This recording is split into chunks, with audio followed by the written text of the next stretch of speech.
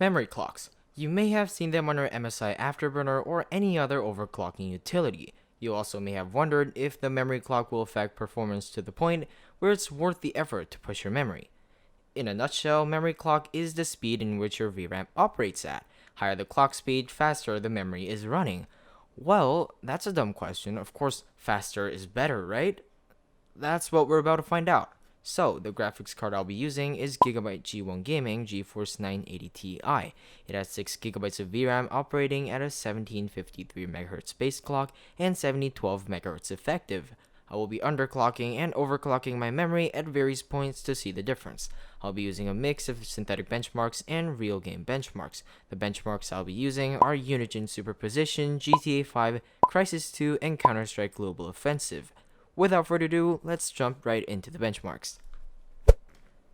Starting with Unigine Superposition, the settings I used are 1080p Extreme with DirectX enabled. As you can see from the graph, we do see some improvements as the memory clocks increase. However, it should be noted that this is a synthetic benchmark. Synthetic benchmarks tend to be more sensitive to hardware changes. Now onto real game benchmarks. The first game I'll be testing is GTA 5. GTA 5 is very famous among gamers for benchmarking. The settings I used are 1080p Ultra, 8x MSAA, and FXAA on. There are very minor improvements as the clock speed increases. However, after the plus 200 MHz mark, there are absolutely no improvements. In addition, note that the minor improvements are just 1 or 2 frames. Most likely, you won't be able to notice the difference while playing a game. Next up is CSGO, very popular multiplayer first-person shooter game. The settings were 1080p high settings with 8x MSAA.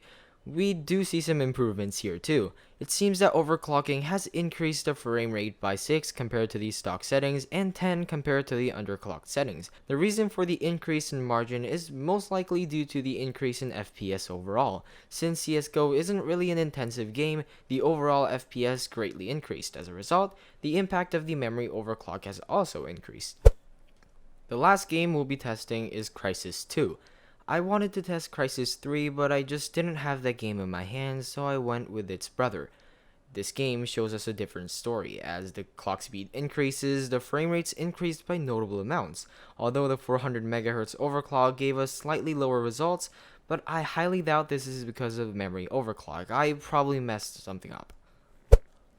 In conclusion, I think memory clocks should still be overclocked. Even though it's not going to make a big difference, it's still good to get the best performance you can possibly get. Also, faster VRAM can help when certain graphical settings are turned on, such as AA, hence the reason why I cranked up the AA settings as far as I can. Also, when you're working with low-end GPUs, few frame rates can determine whether the game is playable or not. However, it still doesn't play a role as big as the core clock speed. So, it's not something you have to wrap your head around it. If you can overclock it, good for you. If you can't, that's completely fine. That's it for today. If you liked the video, please give it a like. For more content like this, please subscribe, and as always, have a good day.